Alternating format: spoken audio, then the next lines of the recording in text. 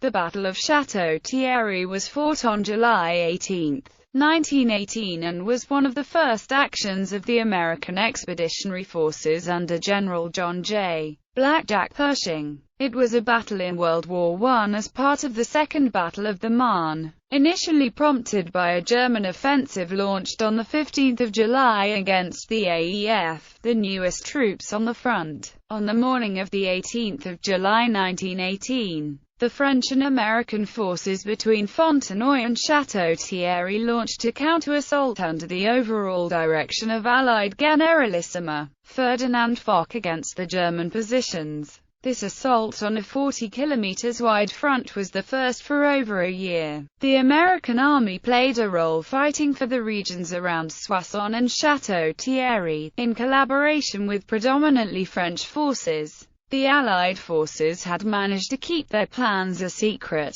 and their attack at 4:45 took the Germans by surprise when the troops went over the top, without a preparatory artillery bombardment, but instead followed closely behind a rolling barrage which began with great synchronized precision. Eventually, the two opposing assaults interpenetrated and individual American units exercised initiative and continued fighting despite being nominally behind enemy lines. Background: despite the revolution in Russia, fortune seemed to favor the Allies with the arrival of the Americans to France. However, these troops needed time to train before they could be combat effective. Recognizing the window of opportunity, Ludendorff consolidated the manpower freed up from the Eastern Front to conduct Operation Michael in order to split the Allies' lines. The successes of the German stormtroopers' infiltration tactics earned Germany approximately 40 miles of territory,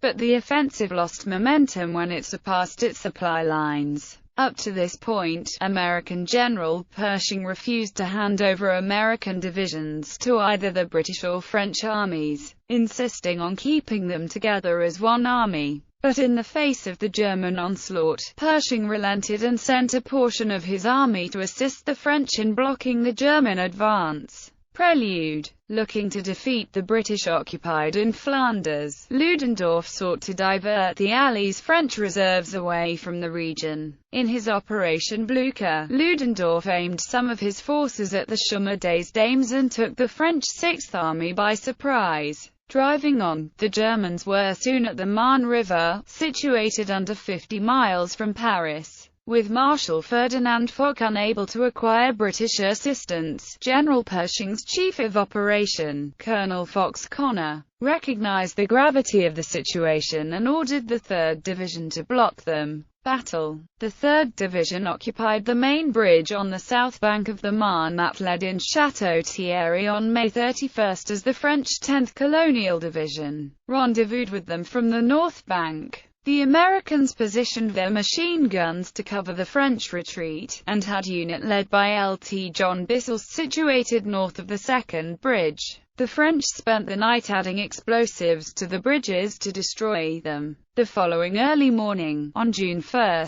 the Germans advanced into Château-Thierry from its north, forcing the French to the main bridge, which they defended with the support of American machine gun fire. The French succeeded in destroying the bridge as the Americans kept up their fire on the Germans. Lt. Bissell's group was still on the north side of the Marne. They worked their way back to the secondary bridge in between American machine gun fire and made it across, along with a group of Germans that was captured shortly afterwards. From the north of the Marne on June 2, the Germans engaged in heavy artillery and sniper fire against the Allies. They made an attempt to take the remaining bridge but were forced to end the assault as the casualties rose. Memorials: after World War I, a memorial was built on Hill 204, 2 miles west of the town for which it is named. The Château-Thierry Monument, designed by Paul P. Crête of Philadelphia, was constructed by the American Battle Monuments Commission, to commemorate the sacrifices and achievements of American and French fighting men in the region, and the friendship and cooperation of French and American forces during World War I. There is also a monument in front of the Bronx County Courthouse in New York City that was presented by the American Legion on November 11,